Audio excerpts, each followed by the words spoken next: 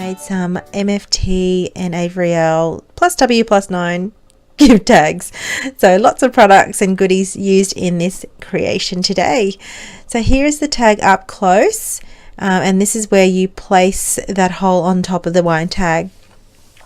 So using the Avriel Holiday Spirit stamp set and coordinating dies, the W plus 9 Be Merry stamp set and die, MFT wine tag, so that makes it so much easier, plus the 6x6 gingham background stamp set, and then also the Dots and Stripes Christmas specialty paper from Echo Park. Now I've used this Tim Holtz Tonic Studio stamp platform and some watercolor cardstock with some craft cardstock. That craft cardstock is what we'll cut the overall MFT wine tag with. Some vintage sepia VersaFine ink and some Wow Embossing clear ultra slow ink and some Zig color markers, which I'll list in my blog post. So also an aqua brush to help paint and watercolor with as well.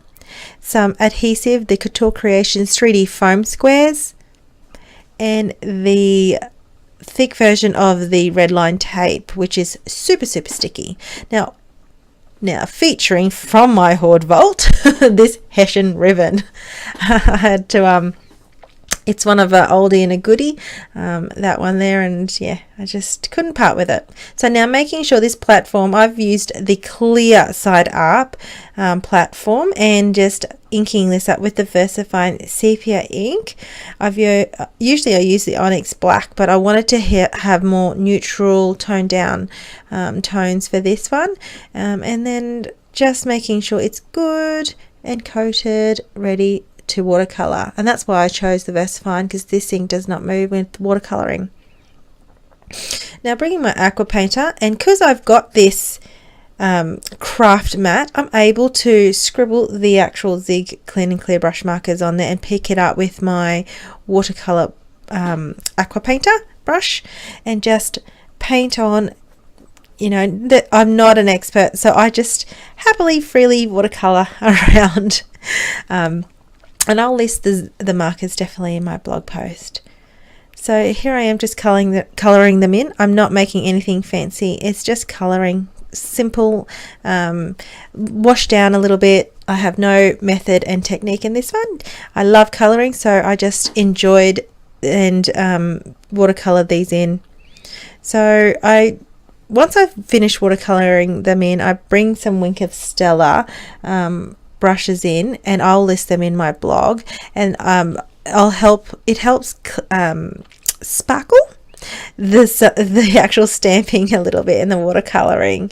So I use the white, the clear, and then there's also this pink tone, this deep pink tone of Wink of Stella, which I place over the red just to deepen that red a little bit more. And the reason why I use the white, especially here right now, is that to make the bottle look white, and then I bring in my clear just to add some little bit of shimmer and sparkle as well.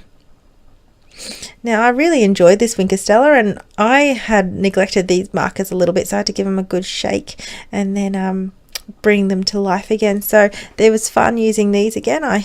With crafting, you tend to rotate through your stock as much as you can, so you don't let them go funny. Now these have an actual coordinating die, this stamp set, which I love, because as much as I love fussy cutting, I do find it therapeutic. These were quick and simple tags to make. They took no time at all, and so I was in the mood just to make these tags and give some presents already. And I know it's early, but I was already starting to give presents out because it's that time of year and I'm already preparing. As usual, if you know me well, I'm a very organized person and try to be organized and plan ahead. So running through my big shot, this gift tag, this wine tag die with craft cardstock, I'm going to put a tone on tone stamping. So this is why I've used a clear ink, and it just makes it look like the image is there without it being such a strong print. So I often do these for backgrounds if I just don't want it to be so strong. And as that dries, it gets lighter, but you can still see the actual background. So I'm just pennant cutting either side of these of the ribbon here, the Hessian ribbon, and just sizing it up. Once I'm happy with the size, I die cut from the banner from the W+9 Be Merry set, and I select a coloured paper here, which I've just chosen the spotted green.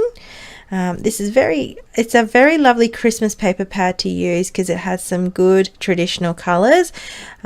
Sometimes I shy away from the traditional colours, but today it's just such a simple gift tag set that I just had to go with it. It was just fun to do. It was easy. There was not much thinking involved. It was just plain simple crafting fun.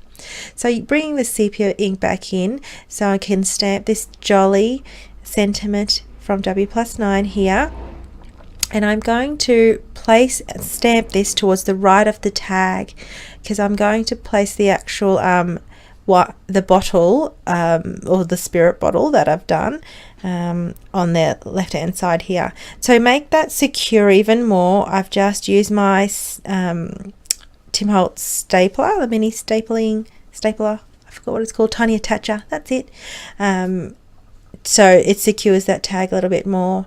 So I just adhere that down to the paper using some liquid adhesive, and then I bring in some Couture Creations 3D foam squares.